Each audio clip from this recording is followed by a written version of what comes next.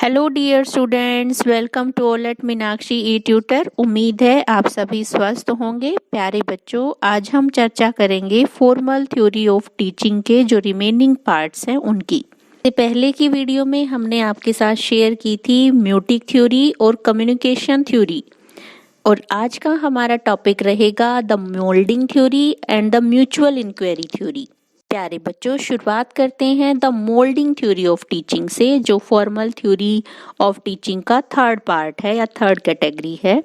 इसके नाम से ही स्पष्ट पता चल रहा है द मोल्डिंग थ्योरी। अगर हम इसके नाम को समझें तो मोल्ड का मतलब क्या होता है? ढांचा, शेप देना, कंस्ट्रक्ट करना, या हम कहें एक निश्चित आकार में ढालना। अब इसी शब्द को अगर हम साइकोलॉजिकल पॉइंट से डिफाइन करें तो यहाँ ह्यूमन बिहेवियर को भी मोल्ड किया जा सकता है, उसका भी निर्धारण किया जा सकता है। कैसे?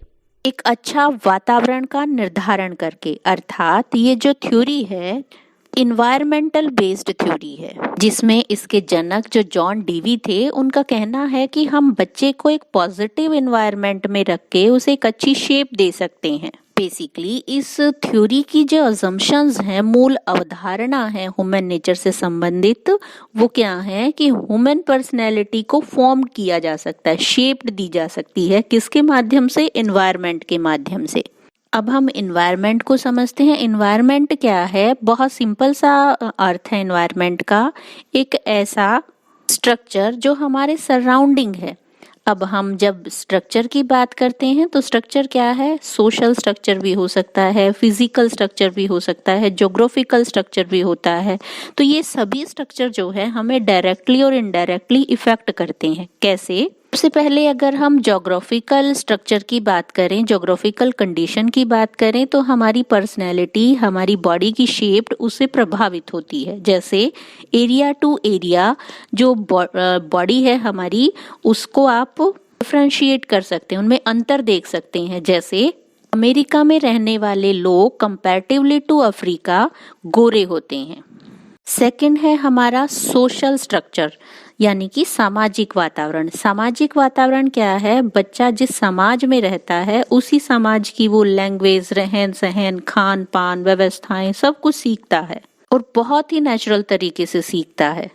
अगर हम इसका एक एग्जाम्पल लें तो एक कैरेक्टर होता था द जंगल बुक का, मोगली। उसको आप सभी ने देखा होगा, ऑब्जर्व किया होगा, वो पशुओं जैसी हरकतें करता था। क्यों? क्योंकि वो पशुओं के साथ रहता था। तो इट मीन्स बच्चे को जिस तरह के एनवायरनमेंट में हम रखेंगे, बच्चा उसी को अडॉप्ट करता है। यहाँ मोल्डिंग थ्योरी को हम क्या कह सकते हैं? अगर हम बच्चे की पर्सनैलिटी को एक वेल डेवलप्ड पर्सनैलिटी में कन्वर्ट करना चाहते हैं तो हमें उसे एक पॉजिटिव एनवायरनमेंट देना होगा। तो बेसिकली हम बच्चे के एनवायरनमेंट को समझ के ही अगर टीचिंग स्ट्रेटजी या टीचिंग मेथड्स अडॉप्ट करते हैं तो हम उसे एक बेहतर डायरेक्शन दे सकते हैं। अब हम आगे बढ़ते हैं अपने फॉर्मल थ्योरी की नेक्स्ट कैटेगरी पे, जो है द म्यूचुअल इंक्वायरी थ्योरी। प्यारे बच्चों, अगर हम म्यूचुअल इंक्वायरी थ्योरी की शाब्दिक संरचना को समझें तो यहाँ इसका एक सीधा सा अर्थ निकल कर आता है आपसी बातचीत, जांच पड़ताल या फिर आपसी पूछताछ।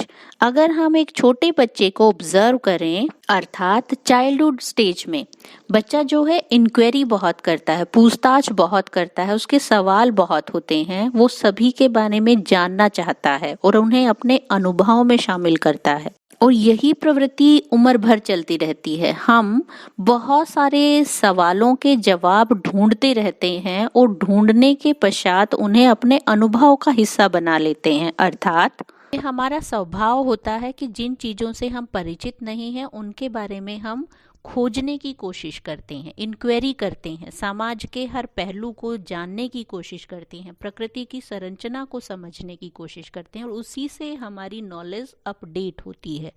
बेसिकली जो इंक्वायरी थ्योरी है वो प्रॉब्लम का सॉल्यूशन करने में हमारी मदद करती है, या एक प्रासंगिक जानकारी, एक डाटा, एक फैक्ट्स, प्रिंसिपल, स्ट्रक्चर, सिस्टम, इन सभी से हमें परिचित करवाती है। प्यारे बच्चों, अगर हम इस थ्योरी के एजुकेशनल इम्प्लीकेशन देखें तो यहाँ एज ए टीचर हमें बच्चों को या उनकी चिंतन क्षमता को विकसित करना है, तो हमें उनकी जो क्यूरियोसिटी है, उनकी जो म्यूचुअल इंक्वायरी है, उसको पॉजिटिव डायरेक्शन देनी है। आमतौर पर अगर हम सामाजिक संदर्भ में इसे समझें तो बच्चा जब क्यूरियोसिटी करता है, कुछ सवाल जवाब देता है, या तो हम उसे डरा के धमका के चुप करवा देते हैं या फिर उसके सवालों के उल्टे सीधे जवाब देते हैं। इससे क्या होता है कि बच्चे की जो इंटरनल कैपेसिटी है, इंटरनल स्टोरेज है, वो हम डिस्ट्रॉय कर देते हैं। इससे उसके सेल्फ कॉन्फिडेंस पे कहीं ना कहीं एक नेगेटिव असर पड़ता है। जैसे आमतौर पर हम बच्चों को भूत प्रेत जैसी काल्पनिक कहानियां सुनाते हैं तो बच्चों में एक डर की फीलिंग क्रिएट हो जाती है। तो ये थ्योरी जो है, इससे हमें एज ए टीचर डायरेक्शन मिलती है कि हम बच्चे की प्रॉब्लम सॉल्यूशन के जो तरीके हैं उनको पॉजिटिव डायरेक्शन में लेके जाएं। अर्थात जो हमारे टीचिंग मेथड्स हैं वो एफिशिएंट हो, रिलेवेंट इंफॉर्मेशन हम बच्चों को दें ताकि वो अपनी फ्यूचर प्रॉब्लम का इजी सॉल्यूशन सर्च कर सकें।